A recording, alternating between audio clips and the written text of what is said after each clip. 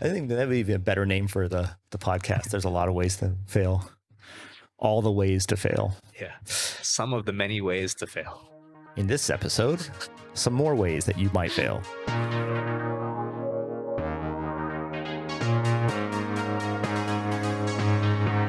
Hey everyone, I'm here today with one of my best friends ever, Tomo Huynh. We've known each other since the third grade. Yep. And we've kind of, I guess, you never really lived in Chicago when I lived there. You went there Not after. when I lived there, yeah. Yeah. I came to visit you a few times, but that's about it, yeah. And you're one of the reasons why I moved to Vietnam. Right.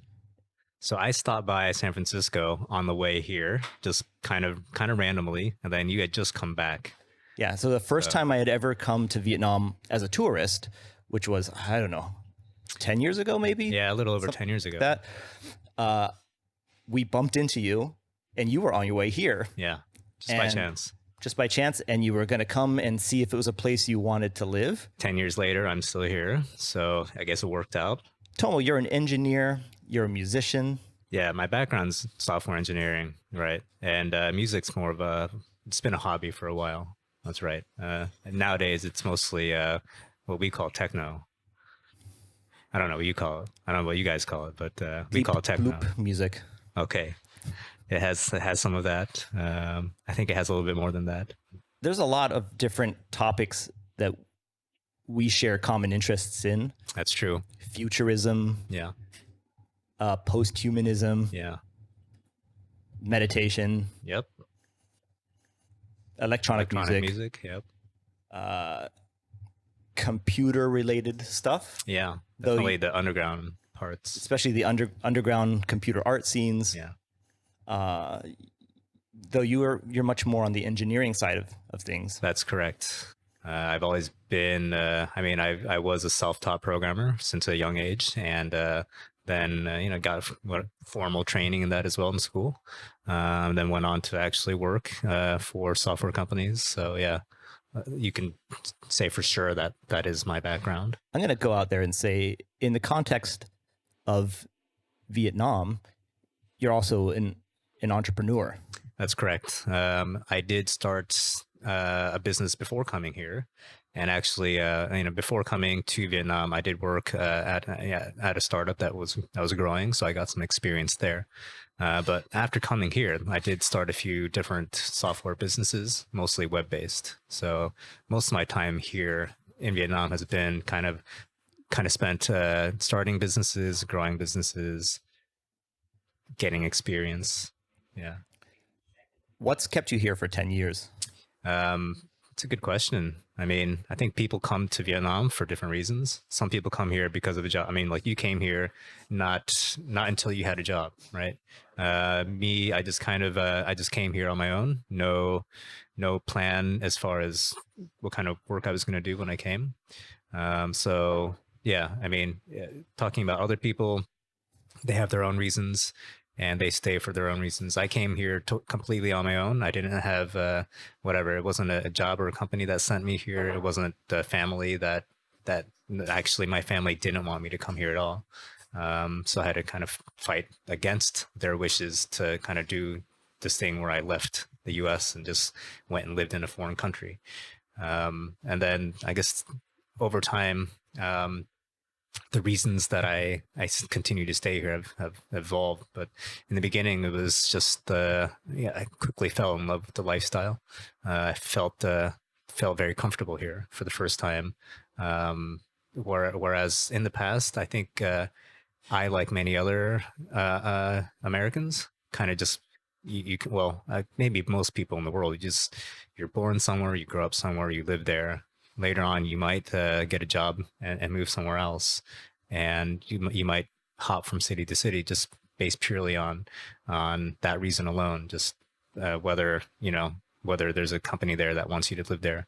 But when I came to Vietnam, it was, at least for me, the first time that I decided I would like to be somewhere, and not for any other reasons than me just wanting to hang out there. So I came to Vietnam to hang out, and I liked hanging out here, and I just continue to like hanging out here. I assume that one of the reasons why your family were against you moving here was because of the hurt feelings from the Vietnam War? That's correct. So my dad and my dad's side of the family is Vietnamese. They left. I mean, their story is a little bit different from a lot of other people, a lot of other Vietnamese who left here and moved to the U.S. So my dad and his brothers were actually studying in Japan at the time. But then a lot of other family was in Vietnam still during and right after the war.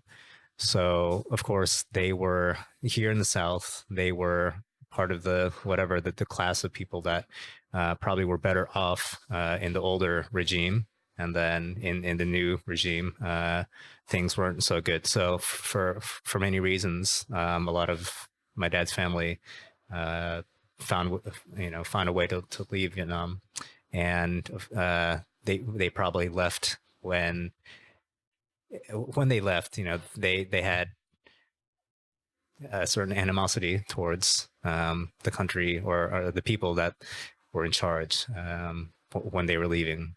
There were a lot of problems, probably a lot of difficulty leaving. So the country that they left is very different from the country that I came to for the first time when I came, 10 years ago. But I think that a lot of Vietnamese who left a few decades ago and haven't been back don't really, they still have in their mind a certain version of Vietnam, and it's the one that's still stuck in the 1970s. Whereas I've never seen that Vietnam. I've only known the one that came about after many decades of reforms and development. That kind of misconception about what is Vietnam like today is also shared by probably most Americans. That's true. I mean, when people around the world, and let's say Americans in particular, when they hear the word Vietnam, it's followed by war, right? So the two things go together. And I don't think most Americans really can think about any other aspect of Vietnam besides it being a war. The first time I came here, one of the people that showed me around, he brought us to one of the war monuments that's close to Cu Chi tunnels. Yeah. It's kind of like a building with names in the roof or something like that. Okay. And he posed the question, who do you think won the war? And I tried to give a kind of a intelligent, smart alecky answer. Which was? Man, it was something like, I suppose the North did. Yeah. Has your answer changed over time? Well, his immediate reply was, nobody wins the war. Yeah. So I think that's fair. Yeah. Well, I mean, I think some people probably felt that they did win the war, or that a war was won. And definitely a lot of people felt like their side lost to another side. But yeah, I think the view that actually everyone was a big loser in this is probably very accurate. But modern day Saigon, modern day Vietnam, very much different. Very different from what I can only imagine what it was like when my family, when my relatives, my dad, when they left. So my dad did come back for the first time to visit me because I was living here, but he didn't come visit for the first time until maybe, I don't know, 5 or 6 years after I'd already been living here. And he was really just shocked by how different it was. He was imagining he was imagining or remembering this much smaller, much poorer, much less developed country and city. And now it's this very, in a lot of ways, it's still not very modern, but it's a lot more modern and westernized than the image that people still have in their minds. So whether it's whether it's all the new buildings that have sprung up. I think that, one thing that people do when they come back after 30, 40 years is they try to find the places that they remember in the city. And it's getting harder and harder to find them because they're just not around anymore. So in a way, the city that they remember is lost. It's only in their memories. It's been replaced by this completely different city. Do you, is the reaction to that, other than bewilderment or amazement, is it generally a positive take on the changes, or is it a mixed bag? I believe it's a mixed bag because I think that I mean, honestly, my belief is that there's a lot of mixed feelings in this older generation of Vietnamese who they don't necessarily they don't necessarily want the country to succeed. Maybe they left this country and they kind of feel like it was taken over by someone else, and maybe they don't really want all these changes to be taking place, good or bad.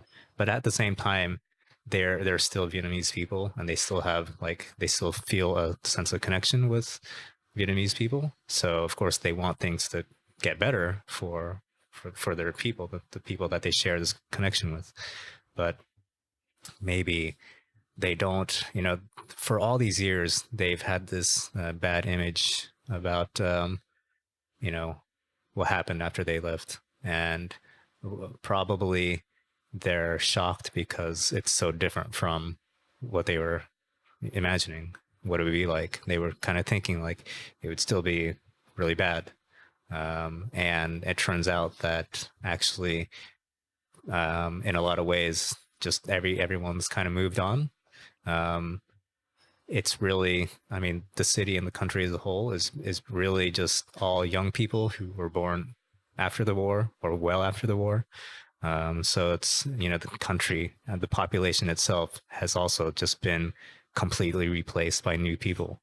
So it's kind of these new people that are, I don't want to say they're running the country, but as far as like in the city, these are the people that are basically running the city as far as like running the economy, and these are the people that you're gonna see every day and be dealing with, not this old generation.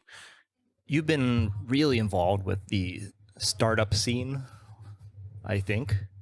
Yeah, not so much these days, but for quite a while, because I was especially in the beginning when the idea of having what's called a startup, that itself was pretty new here in Vietnam. So the people that were trying to do this sort of thing kind of shared this bond of, okay, let's try something that a lot of people don't really understand. Maybe if you're young and like you have parents that want you to get a normal job, they don't understand why you're trying to, like, you and some other random people are trying to like try out this really unproven thing. So there was this community, and uh, yeah, I was involved in that. When I first moved here, there was a lot of networking events. You were doing bar camp. That's correct. Is that still running? So for the past 2 or 3 years, we kind of took a break. We just haven't had one, but we're actually in the middle of organizing one for this year. So there will be another bar camp this year. I mean, the first one was here in, I think, 2008. So it's been going for most of those years. It's just that for the past 2 or 3 years, we kind of took a break. What's the number one advantage or the number one challenge in your mind to doing business in Vietnam? I mean, to be honest, I think that it's just as hard to do business in Vietnam as could be anywhere else. I mean, I think most of the challenges when it comes to being successful in business are just, are you in the right business at all? Um, are you working on or selling the right product? Are you yeah, is it a service or a product that can actually make money? Like there's a lot of problems that I think people anywhere they are going to face. and it's not specific to Vietnam. So, of course, Vietnam has its own unique set of problems and challenges, and so it comes with advantages and disadvantages. And so, for example, like Vietnam, depending on the time, the era, it could be a great market for certain kinds of products or services. So it could be a great place to do business for a certain kind of business at that time. Whereas in more developed markets, say Europe or the US, maybe that time has passed. At the same time, it can be too early to do certain kinds of businesses here. So a lot of it's timing. So I remember when e-commerce was a new thing here, and at that time when it was still new, what it meant was that a lot of the infrastructure was not yet in place if you wanted to have an e-commerce business. So you would need, say, some sort of payment method, and then once the customers are able to pay, how do you actually get the goods to them? Because one thing that's unique, very strikingly different about the US, where we have the postal system, and it's kind of government run, and it kind of works pretty well. And if that's not enough, then we have a number of private companies that can also do delivery, maybe with better levels of service, maybe better hours or whatever, maybe faster. Whereas here, that was always a challenge, is if you needed to use the normal post, then it might not be as reliable. So getting shipping products even around the city, but especially to the rest of the country, could always be a challenge. But over time, as as e-commerce itself as a business model was developing, then all these other like auxiliary services for payment and logistics and delivery and stuff, those are also coming into place in order to support e-commerce. So all that was coming together at the same time. Some of the past startups you did were e-commerce websites for physical goods. Correct. Are any of those companies still, are any of the startups you've worked with in Vietnam still going? Some of them are, yeah, but the e-commerce ones, no. Yeah. There's a travel startup that's still ongoing. Several other ones have either, some have been turned into other ones, or other flat out just stop operating. Let's talk a little bit about your current gig. Okay. Cryptocurrency. Right. A lot of people have heard of Bitcoin. I would hope that at this point, most people have heard of have heard the word Bitcoin. They probably have some strange ideas of what it is, probably some misconceptions about it. But I figure at this point, it's been hyped up by the news through so many news cycles over the years that probably most people have at least heard about it. If you were to describe the mechanics and the I want to say functionality, but like the mechanic, the actual underlying mechanics, and then the usage case of cryptocurrencies to someone who is not very technically savvy, how would you summarize it? I think that's kind of hard, actually, because there are some nuances to what makes Bitcoin different that are actually quite technical. If we go back to, like, why Bitcoin? Why does it even exist? Because I think that's a valid question. Most people are going to say, well, Bitcoin, is it a way to pay? I already have a way to pay. Is it a way to represent a form of money? I have dollars, that already works, right? So is it something else? Maybe it is, but if it's something else that I don't actually have a need for right now, because maybe I don't have another thing to do this thing that maybe Bitcoin can do, then I'm not going to understand why I would want or need it. So the reason that Bitcoin exists at all And it's not necessarily for people who are asking those questions. But the Bitcoin itself was this innovation that basically it was the first solution to they found a solution to what's called double spend, and it was a way to be able to create transactions, basically for someone to pay someone else, but to do it, you could do it over the internet, meaning I don't have to physically exchange something with you, whether it's a physical token or a piece of paper that represents $1 or something, but rather I could email you or something. I could do something over the internet, electronically, remotely.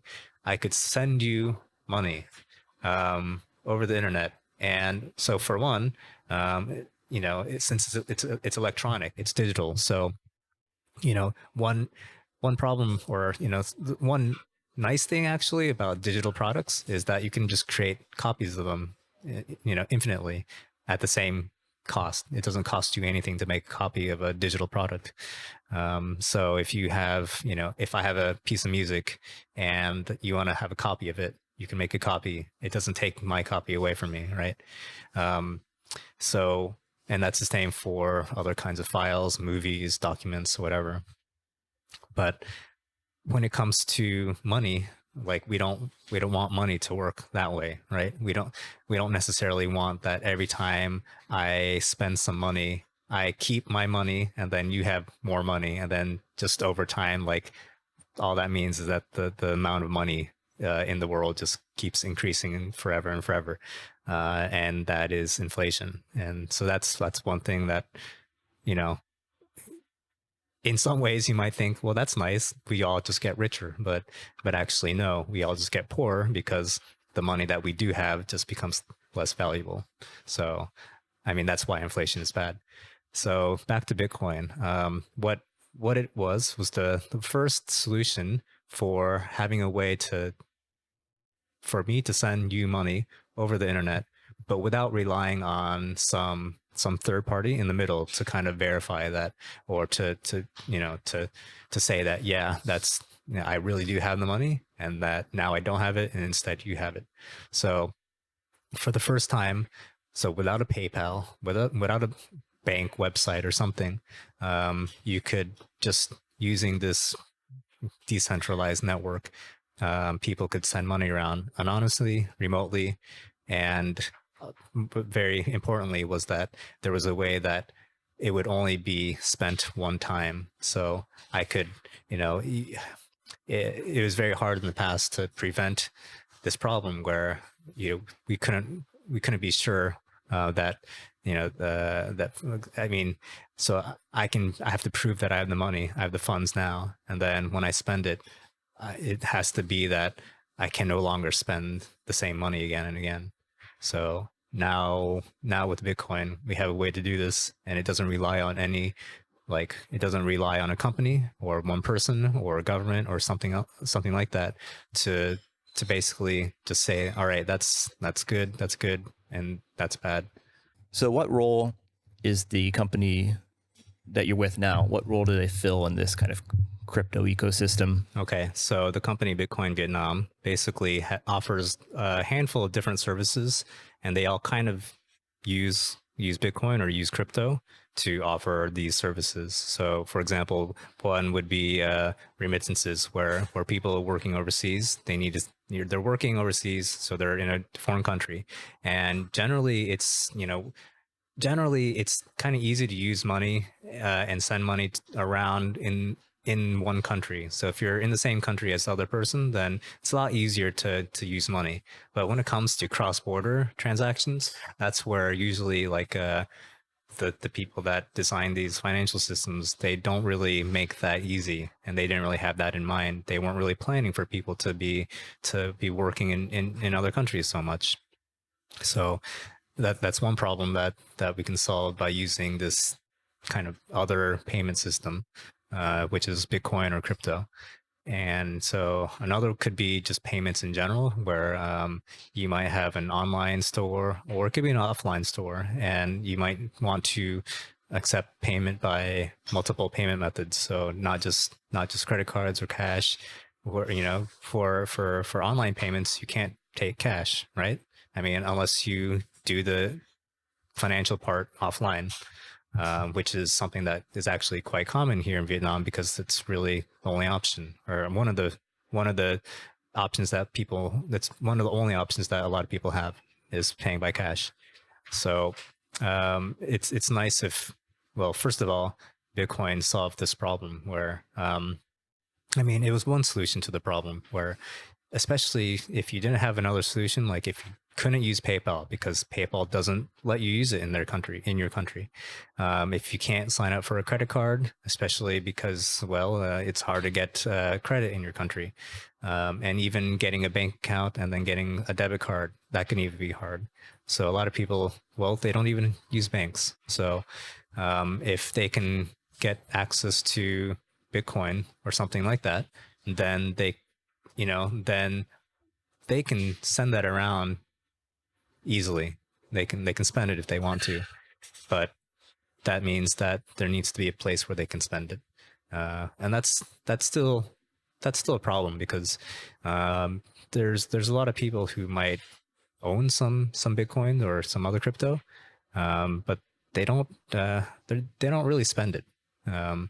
And it was kind of, well, it was designed to be this peer-to-peer electronic cash, meaning that, so the peer-to-peer part just means that there's no need for a central authority to kind of verify the transactions. But the electronic cash part is that it's like electronic mail, where in the past we had to like physically take a piece of paper in another piece of paper and then burn some gasoline in order to like move it from one place to another. And then one day we were able to do all of that just by using this network that was already in place, and we could, without physically moving anything, we were able to replace all of that by sending a mail from one place to one place to a very far away place. So with electronic cash, we're able to do the same thing. Whereas before, I might need to like meet you physically and then hand over a few bills or some coins or something. Now we can do this remotely, and you don't have you don't when I'm giving you the money, you don't have to worry that are you really receiving the money or not, because it's something that you don't need to trust somebody else to tell you that. You can actually verify it yourself, and that was something that couldn't be done before. So yeah, it's like electronic cash. So it's meant to be kind of used as cash. It's meant to be spent, right? It's meant to be used to replace these other payment methods. So that's another thing. We also operate the buying. So we have a brokerage, so we were able to help you to buy and to sell crypto. That would be, let's say, from Vietnamese dong into Bitcoin Cash, or from... Correct. Yeah. So we support a number of different types of assets, and then we can, whatever it is that you want to buy, we, within a certain list of different products that we offer, we can help you there. And then if you are more of a professional, or want to be professional trader, we also operate some exchanges where you can kind of do it yourself, where you can, once you have funds on the platform, you can trade and create your own orders and set your own prices. What's been the adoption of Bitcoin in Vietnam versus worldwide?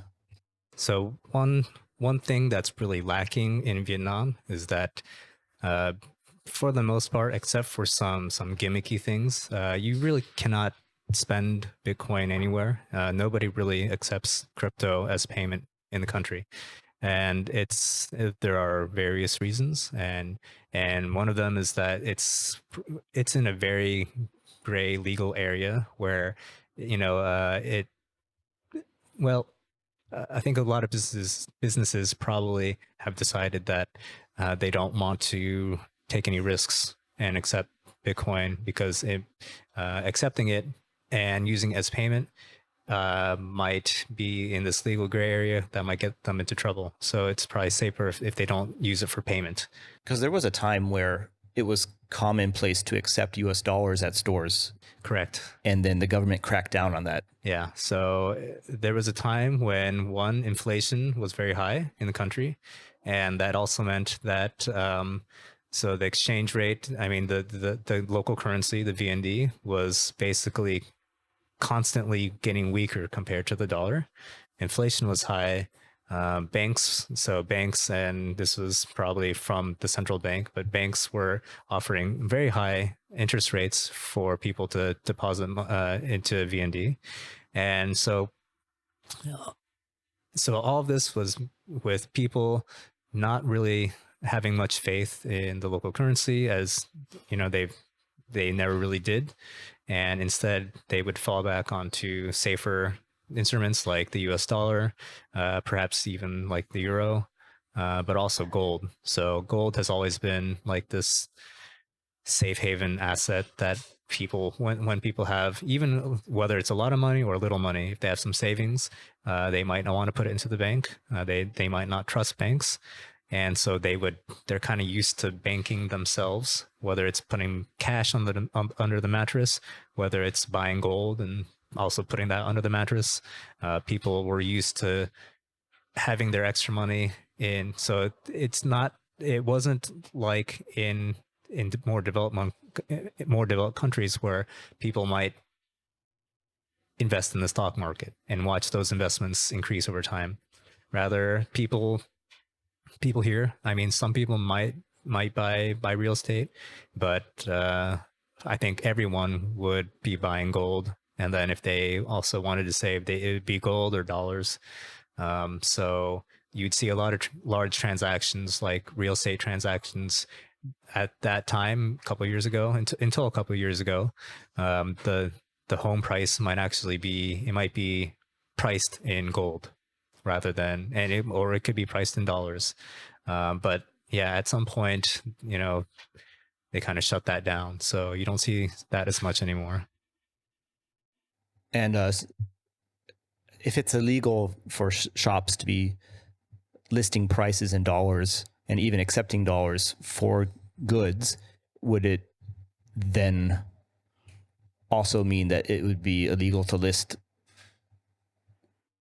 Yeah, so I think if you were to, like, on your store, if you said, you know, here's whether it's a hotel room or whether it's a car or something, if you said that it's this many dollars, and at the same time if you said if it's this many Bitcoins, then that both things might be illegal. So for you to do that, whether you're doing it online or offline, that might be illegal. So the fact that, you know, there could be repercussions if you were to do that probably will turn off a lot of people from doing that. And that means they don't want to, like, say, here are all my wares and I'm selling them for this many Bitcoins.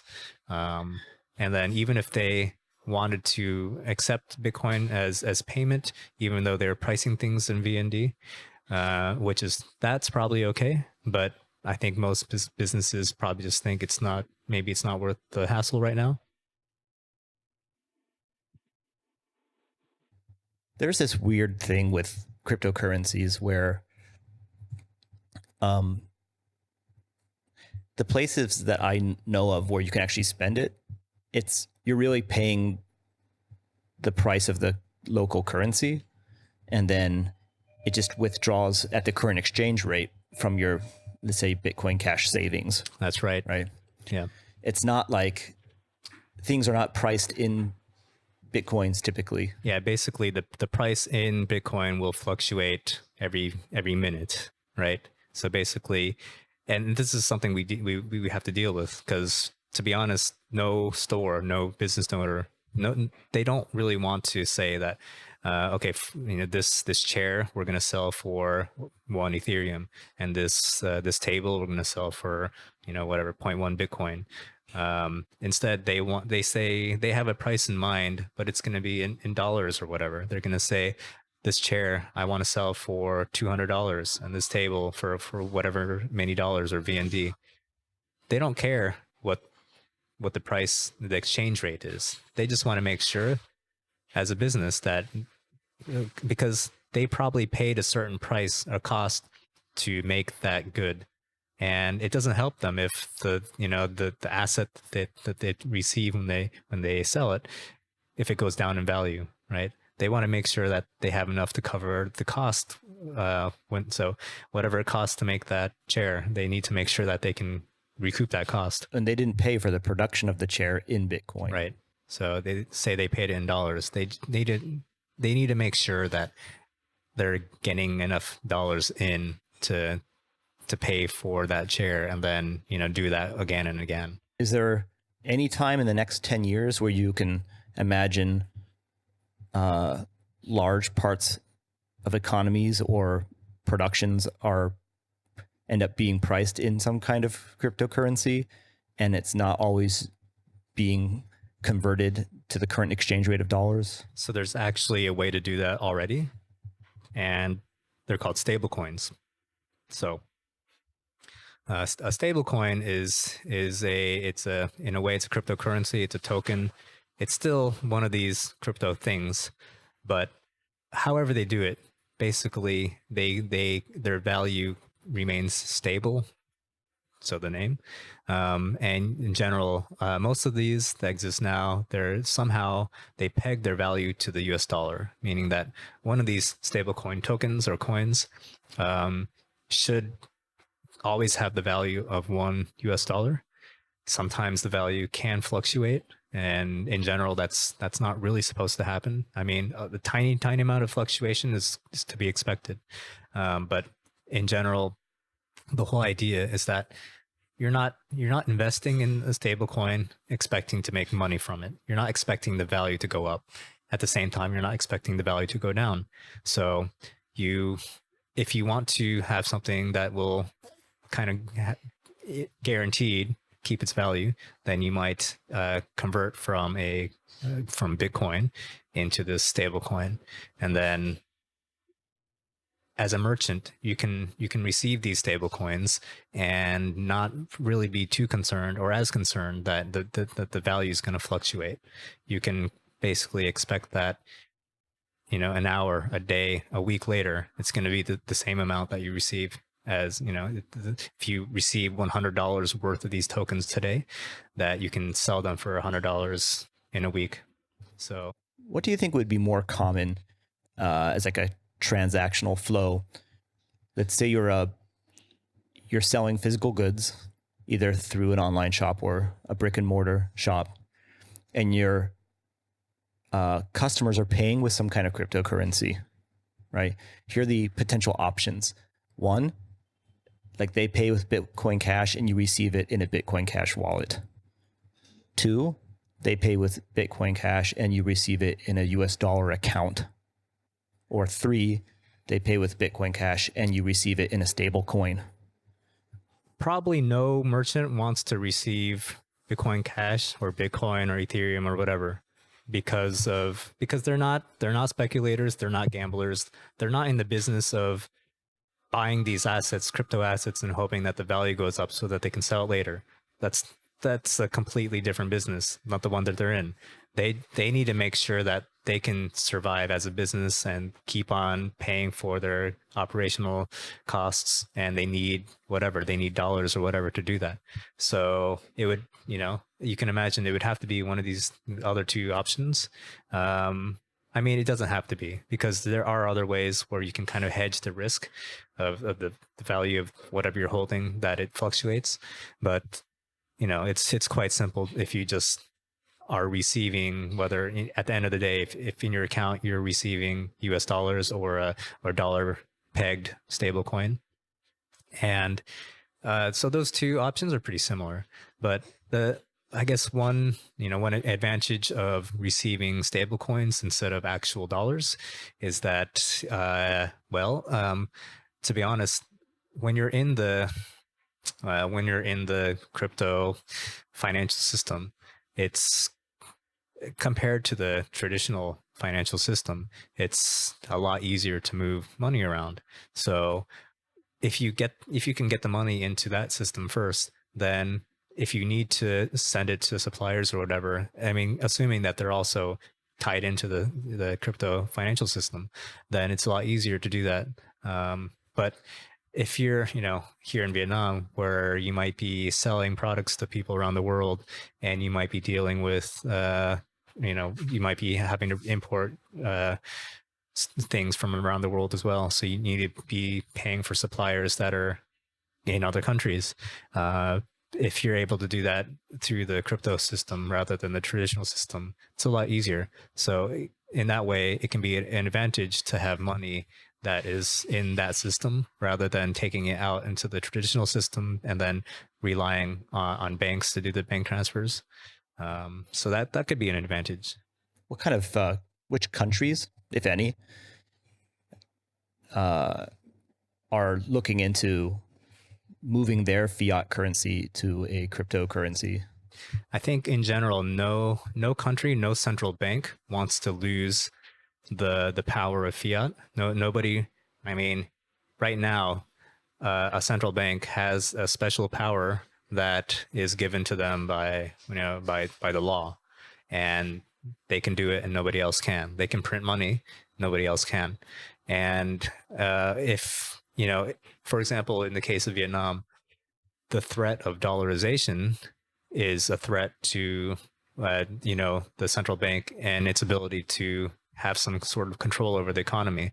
If everyone's moving to the dollar, then it doesn't matter what they set the interest rates at, and so that's how they might try to cool down an overheating economy, or speed up a slow economy, is by making money supply easier or harder to get. But if people aren't using that currency anymore and they're using something else like dollars, then what matters more is like how easy is it to get dollars. It doesn't matter how what the interest rates of the VND is. And so this is something that central banks probably don't want to lose control over. They're probably worried about losing that control. So I've noticed our mutual friends, who several of which are involved in some kind of cryptocurrency space. Yeah. Most of them have a computer nerd background. Yeah. Most of them, either whether it's engineering or systems administration, and they're not necessarily people who I would have pegged as finance guys. That's or true. people or economists. But now all of my engineer friends are talking like economists. That's true. And if it wasn't for Bitcoin, they most likely would never have gotten into economics or finance. And the thing is, so cryptocurrency kind of puts together the two worlds, technology and finance, because you can say Bitcoin is for the first time, it's like a programmable money. It's something that computers can use natively.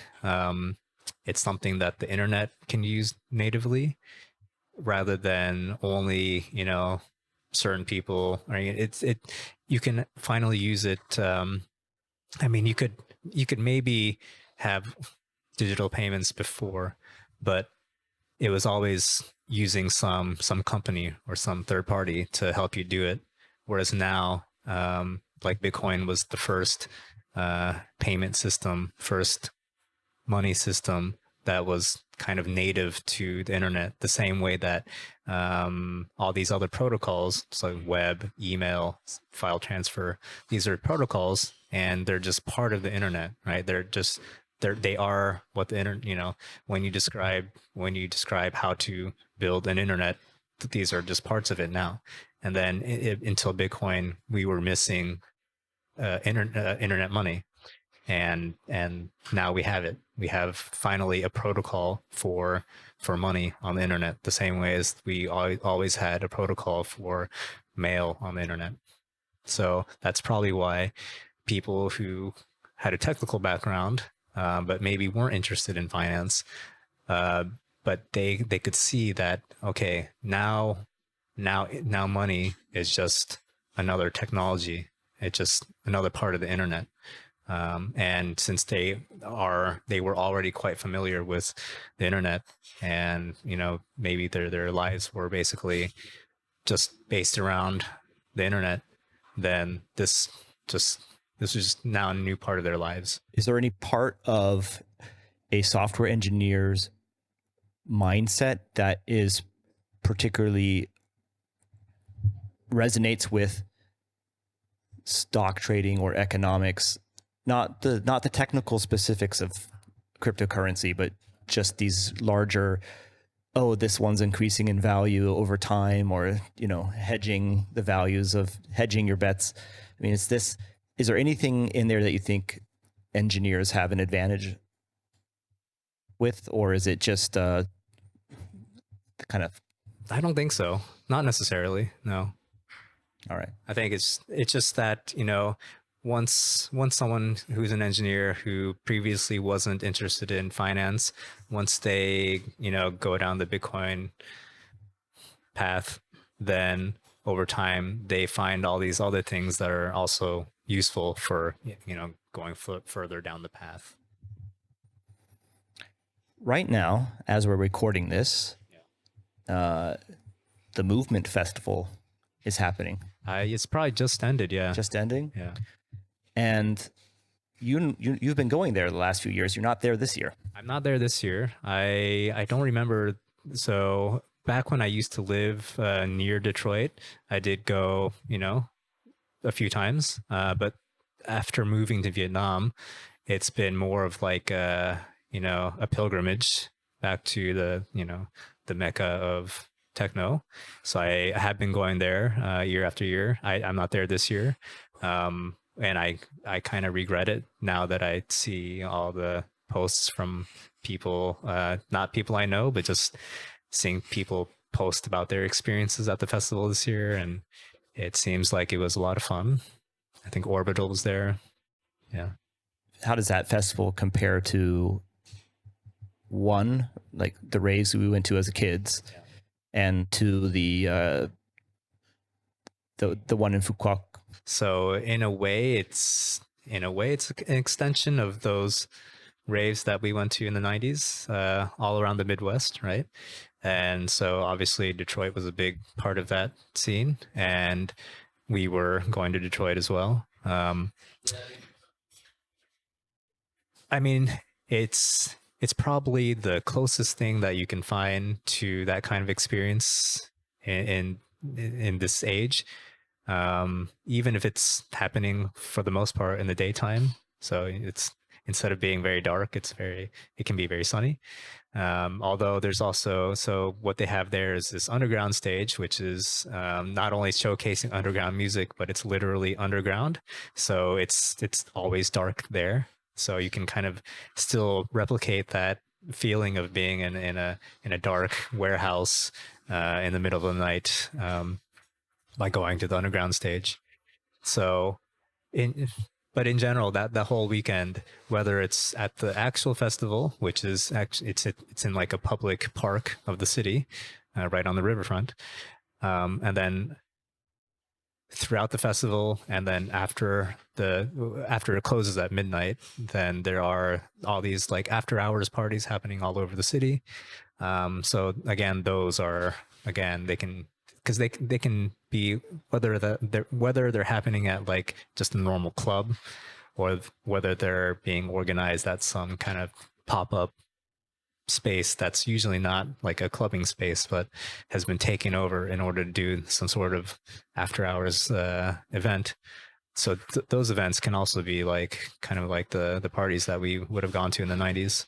And you, for the last year or the last 2 years, you've gone to this event in Fukuoka Island. Right. So there's this music festival that happens over New Year's in Phuoc, which is kind of southwest part of Vietnam. It's an island, and it's these Russian organizers, and basically after having lived in Vietnam for many years and not seeing a whole lot when it comes to electronic music. I mean, there's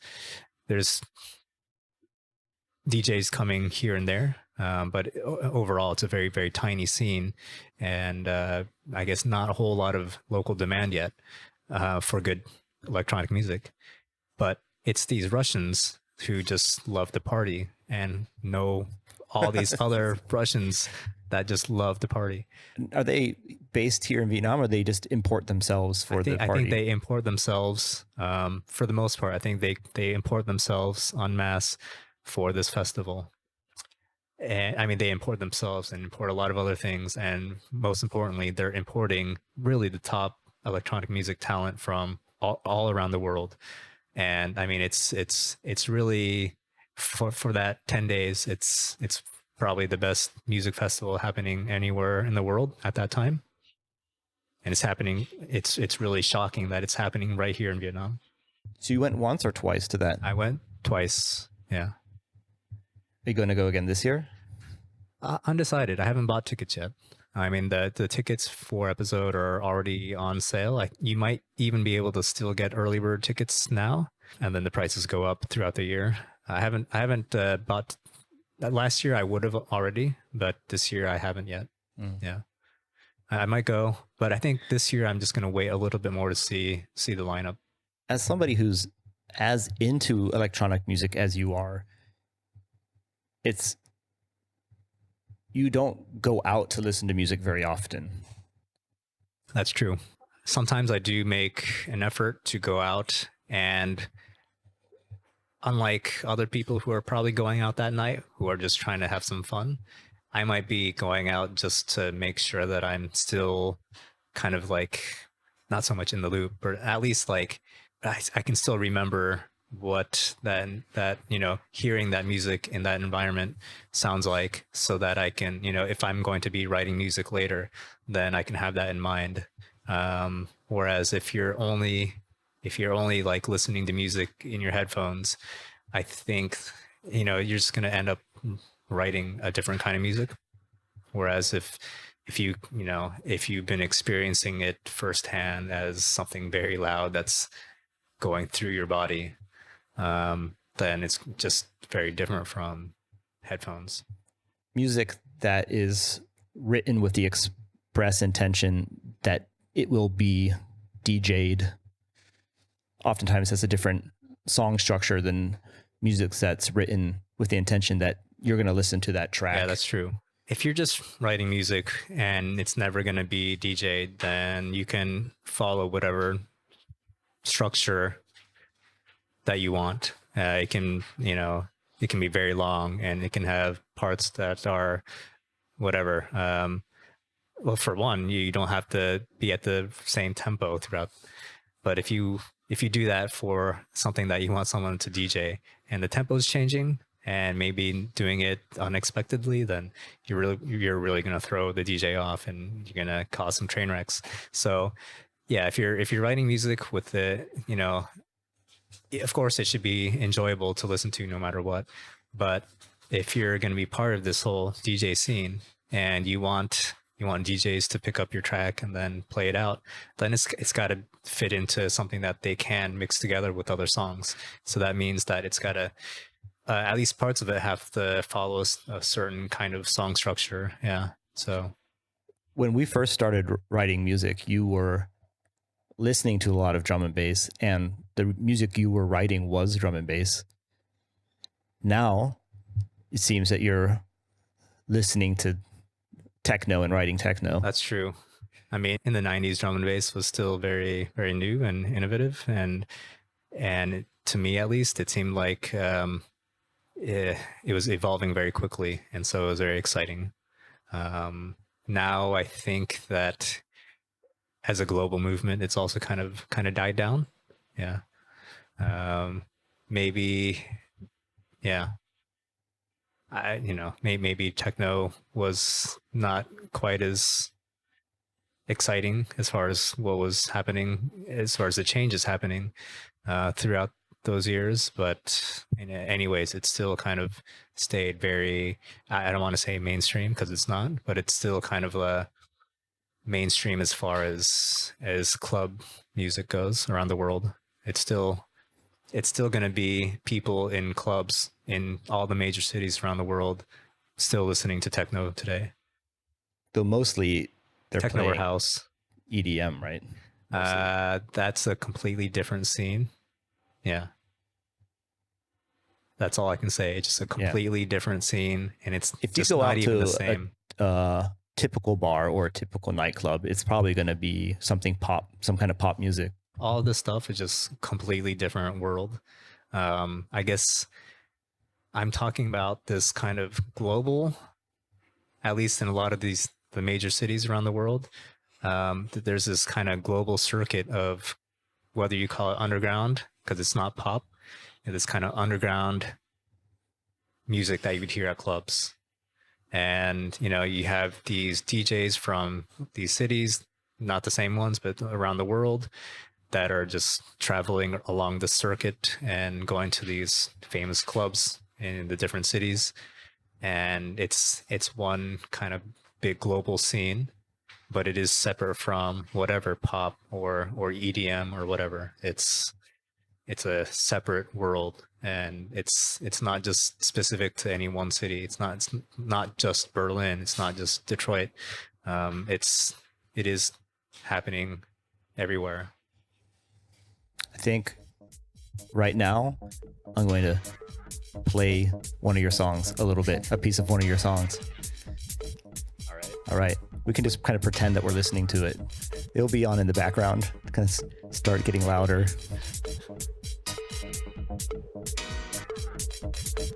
The way you approach writing music, if it's techno versus the drum and bass you wrote when you were younger, Yeah. do you take the same approach? I would say no. So one thing is, I think drum and bass was, at least for me, at least in that time, it was very sample based. It was really, at least for me, it was really all about samples. Whereas techno is much less about manipulating samples and more involving synthesis. So that would be one big difference. We both use renoise for our music composition. And when you do synthesis in renoise, are you using plugins or are you using samples and then doing sample-based synthesis? It could be both. And even a lot of what you might, even at the end of the day, you might say that this is synthesis. There might still be some samples, at least some kind of a sample at the very core of it. Mm-hmm. So it's like the initial waveform. Yeah. So whether it's really synthesis or not, and whether it's analog or digital or whatever, I mean, there's a lot of overlap. But I would say just before for me, it was more about just cutting up samples.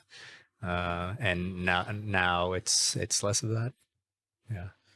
How often do you carve time away to work on creative things outside of work? Yeah. I wish it was more, because right now it's really not much at all. Sadly. Other than music, you've done ASCII art, Ansi art. Ansi and ASCII, right. So it's sort of a text-based, or not really pixel-based, because it's not exactly a pixel, but yeah, text-based art, which is popular in the 90s. Yeah. When you made one recently for... I made one for our friend's birthday, yeah. What tool did you use? I used something called Pablo Draw. Okay. Yeah. It's no more acid draw. I'm not sure if that's still around. Yeah. I'm sure. Yeah. I think this Pablo thing is what a lot of people use. Here's something that was interesting. The whole art form of Ansi and ASCII works. Mm-hmm. Of course, it was kind of this, in a way, the state of the art of the technical limitations of the day in terms that's of what it was all about. What can you display in a computer screen, and what's in some way the most intricate thing you could display within that resolution and within that. I mean, it was just text on a screen, maybe 25 rows by 80 columns. And what's interesting about that is a whole scene was birthed around that. Yeah. With art packs being released and people who were running their own BBSs showing, having a title for their BBS. Yeah. And maybe the equivalent today would be, okay, you have a Facebook profile and there's a banner cover image for your Facebook profile, and it has certain it's got certain dimensions, certain resolutions, but no scene of, there's no like band of artists, misfit artists saying we make Facebook banner cover photos. I can't think of anything that's equivalent now. I would want to point out that one of the reasons that maybe the Ansi art scene came about was that there was also this whole other existing logistics layer of people of the Warez scene, so pirate software. And so the Warez scene, they already had this system of this underground network of BBSs and people sending files back and forth. And then over time, like these BBSs, well, first of all, they wanted to have some art from themselves. Maybe they wanted some art to include with the software that they were packaging up. And so that was maybe where the start of the need of this art was, like a way for these groups who wanted to look cooler than other groups. They wanted to kind of have cooler and cooler art to differentiate themselves. And it was going to be sent around in the software that was being distributed around the world.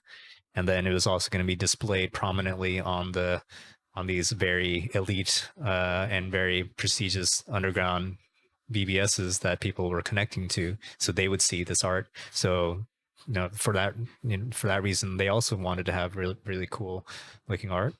And then from that layer, from that distribution network, then it was also possible to use the same system, not just to send software around, but to just send pure files of just art around.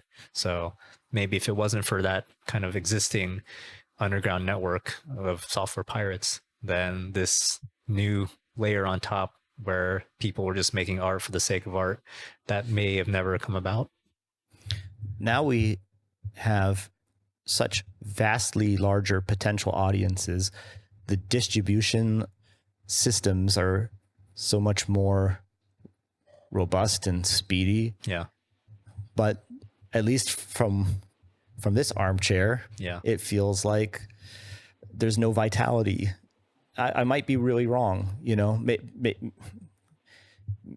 maybe the equivalent of it today is an illustrator who has a YouTube channel. I mean, maybe back to what I was just saying, in that it didn't start out as just people making art for the sake of art, but rather it had like an almost a commercial purpose, right? Even if it was commercial for people who are not making money, but actually just kind of stealing software and maybe they were taking money away from other businesses instead, but still it was out of that business that came about this need to have some art for it.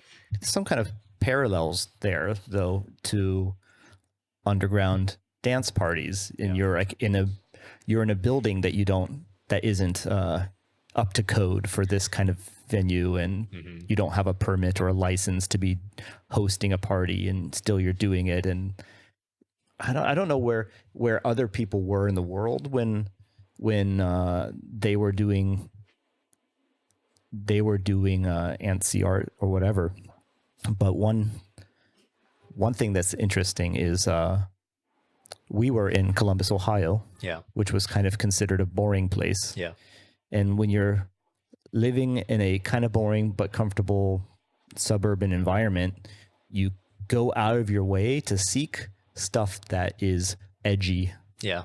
Or at least we did. We went out of our way to try to find, where is the cool music? Where is the cool art? Oh, it's a little illegal. Oh, it starts to become more interesting. Especially when online networks finally made that reachable for people like us. We, instead of having to drive to New York or whatever to experience some other cultures, we were finally able to access them from where we were. just by using, well, before the internet, there were these other networks, online networks. And then with the internet, then there was all of the stuff that was on the internet. Sometime when I look at these kids here at the lab who have been doing graphic design and advertising, right? Who grew up on the internet, right?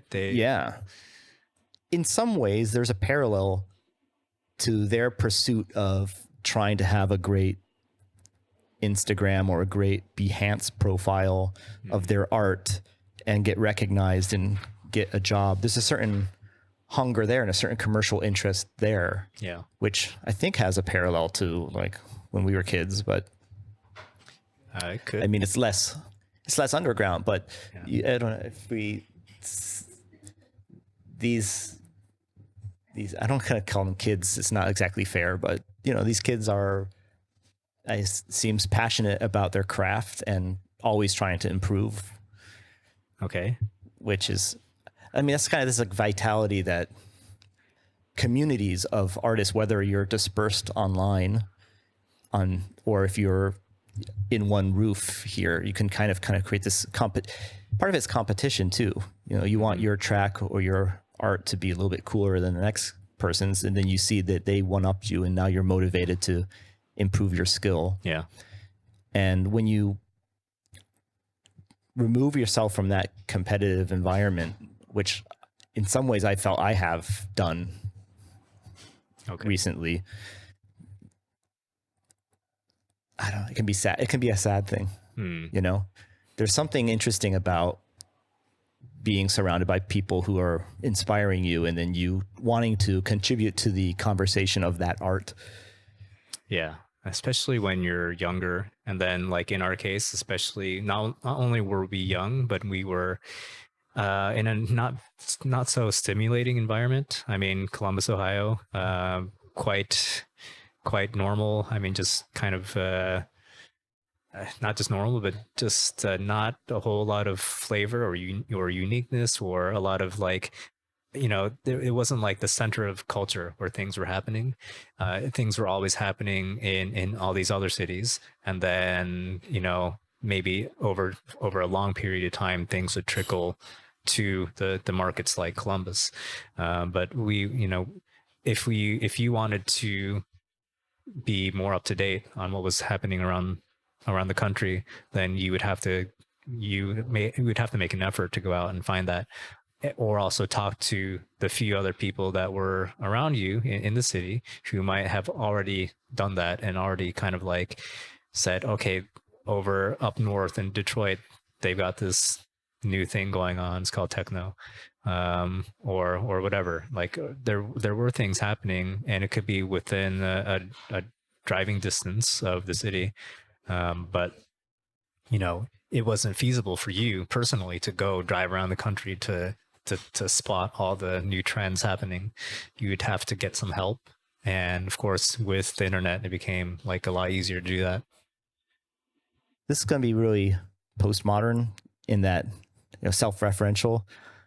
There's so many times where whenever we get together, we have conversations, and then I'm always feeling a tinge of regret that I didn't record it or something, because like, oh, that was really interesting. I'd like to share that tidbit with someone else. Yeah. So it's kind of funny to do this on a microphone suddenly. Yeah. It's kind of weird usually when we're talking, it's not in front of a microphone. So normally when we're talking, we're both typing on our keyboards at the same time. That is true. For most of our history, that's been the case. Yeah. Whether we're talking to each other by chatting or sitting next to each other and working on something. Yeah. I'd like to do one of these in the future where we actually jam and write music or something, and then that probably do a lot of editing to make it bearable to watch. But I think that would take a lot of editing. It would take a lot of time as well, right? I mean, from start to finish, it'd be lots of hours of recorded video. Yeah. Well, who knows how much of this bit I'm going to have to cut out. You're kind of like... Am I not even in the video? No, you're in the video, but you're quite shiny Every single one of these, there's something technical that I'm not happy with, but the whole point is that it's better to do something, even if it's imperfect, and learn from the mistakes, you know, because otherwise you can spend months researching equipment or thinking Right. about how you might do it perfectly You and never can- actually do anything. You can learn a lot faster through this trial and error, just trying things out and seeing what you need to focus on. Yeah. Yeah. Are you still doing a podcast with Min? No. I mean, it's not like we killed it, but yeah, it has been a very long time since the last time. Sadly. It's hard to get something started, and it's also hard to keep something going. That is true. Both are hard. And yeah, once you've gotten something started, then yeah, the next challenge is how do you keep it going? Yeah. A lot of times you might have expected that there would be some level of interest or feedback at least, and that would kind of help you keep going. And then when maybe it turns out to be much less than you expected, and then now like do you keep on trying and hope that you can, you know, improve what you're doing to the level that makes you happy and makes other people happy? Or do you think, oh man, this is just not going to ever work? If it can take years of consistent content creation to gain traction on something like that. That's probably true. And maybe for content creation, it's okay to spend years to improve, because maybe all that effort, even the stuff that you put out there in the beginning, maybe it will still have some value. But there's a lot of other kinds of products or businesses where if it's going to take you multiple years to figure things out, you're going to die, you know? So yeah, maybe for this kind of thing, it's okay to not figure everything out at first, or even after the first 6 months. But for other kinds of things that you can do, especially when it involves money, and when it involves spending a lot of money, then you, of course, in the same way as you're not going to know everything up front, you're still going to have to figure a few things out as you go along. But if it takes you that long to figure it out, then, you know, this is why a lot of businesses die. Most businesses fail pretty quickly, like in the first year. And not just startups, right? Also like restaurants and very traditional businesses, very traditional business models, ones where you're not necessarily like inventing this whole new type of thing or a whole new market. You're doing something that many other people have done successfully already, and still a lot of people a lot of the times will just not be able to make it work out, and then within a year they will decide it's never going to work out. I don't know if those people are coming from like a background where they were also an employee first, but if you know that as long as you show up and do the bare minimum of what's required, you have this stability, or at least an illusion of stability of a paycheck. Yeah. And when you're trying to do your own thing, and your failure, like based on the success of the project, is going to mean whether or not you get the paycheck. Yeah. A lot of times, if you're doing your own thing, a lot of the times, first of all, you don't have to just show up. It's not just about showing up. But even if you do show up, if you're spending your time on the wrong thing without realizing it, you might put a whole lot of effort into doing something, and then later on realize that was just completely the wrong thing to be spending your time on, you know? So, and nobody's there to tell you, hey, you're going down the wrong path. Not necessarily. If you're lucky, you might have like a mentor or something. How much of that have you experienced in your past startups? I would say a lot. I think a lot of the time has been me and other people not really knowing what the right thing to do is, which direction to go. And yeah, a lot of it's a learning experience. If you are I mean, a lot of companies that do end up being successful, they didn't start out with the business that made them successful. Meaning that they started out doing one thing, later on they switched to another thing, and then maybe they switched more than one time, but eventually they discovered a formula for success, but it wasn't what they started out with. So yeah, I think that's just normal. You shouldn't expect otherwise. You shouldn't expect to just, if you're doing a completely new kind of product or business, you should not expect that all your assumptions going into it are going to be correct. You should expect that you're going to be wrong on a lot of things. And sometimes your assumptions turn out to be wrong, and you do not actually figure out what the right thing to do is. Sometimes you do figure it out. But yeah, anyways, I wouldn't discourage people from stopping too early if they once they realize that their assumptions, a few of them are completely wrong. Just that is normal.